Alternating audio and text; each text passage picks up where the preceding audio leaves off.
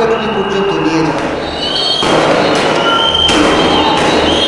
এ সময় চারদিক থেকে এক নাগারে শত শত রাউন্ড গুলি ছুটতে থাকে পুলিশ ও র্যাব। এক সময় পরিস্থিতি কিছুটা শান্ত হলে আবার রাত তখন 2:30টা।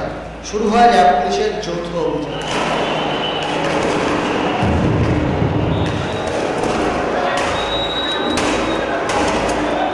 সরে যাওয়ার জন্য বারবার সতর্ক করার পরও যখন অবস্থান কর্মসূচি চালিয়ে যাওয়ার ঘোষণা আসে, তখনই দৈনিক বাংলা ও নটরডেম কলেজের দিক থেকে শুরু হয় একযোগে পুলিশের অভিযান।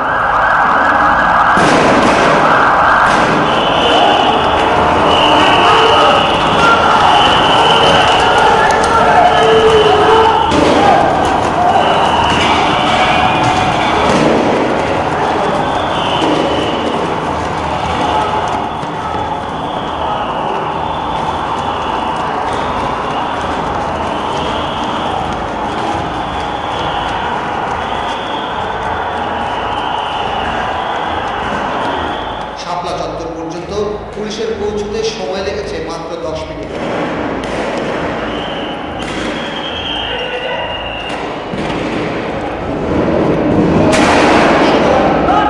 সারাশি এই অভিযানে টিকতে না পেরে আশেপাশের গলিতে আশ্রয় নেয় হেফাজতের কর্মীরা।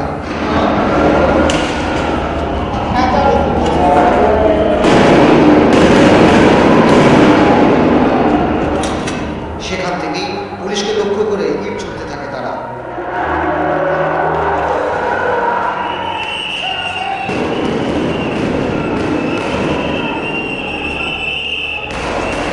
জবাবে আসে গুলি আর সাউন্ড গ্রেনেড।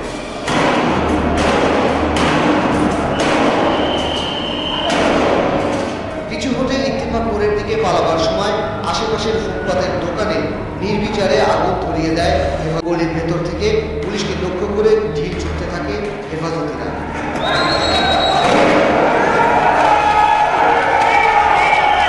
এ সময় এক পুলিশ সদস্য গুরুতর আহত হয়। যুদ্ধ বিধ্বস্ত ইংরেজি সিনেমার সেটের মতো অবস্থা হয়েছে মতিঝিলের এই রাস্তা জুড়ে। সব জায়গায় শুধু আগুন আর আগুন। রাত 2:30টা থেকে শুরু হওয়া এই সংঘর্ষ প্রায় ভোর হতে চলল, তারপরও শেষ হওয়ার কোনো লক্ষণ নেই। এক নাগারে পুলিশ এবং র্যাবের সদস্যরা গুলি ছুটছেন, অন্যদিকে হেফাজতের নেতাকর্মীরাও বিভিন্ন গলি থেকে এক নাগারে তাদের লক্ষ্য করে ইটপাটকেল ছুটছেন হাত বোমা। ফজরের আজানের পর থামে সংঘর্ষ। এ সময় সোনালী ব্যাংক ও এর আশেপাশের ভবন থেকে দলে দলে হেফাজত কর্মীদের বের করে আনে আইন শৃঙ্খলা বাহিনীর সদস্যরা, যাদের মধ্যে বেশিরভাগই ছিল শিশু ও কিশোর। গ্রেপ্তার না করে শেষ পর্যন্ত তাদের বাংলাদেশ ব্যাংকের পাশ দিয়ে সরিয়ে দেয় আইন শৃঙ্খলা বাহিনীর সদস্যরা। পারভেজ রেজা, 71, ঢাকা।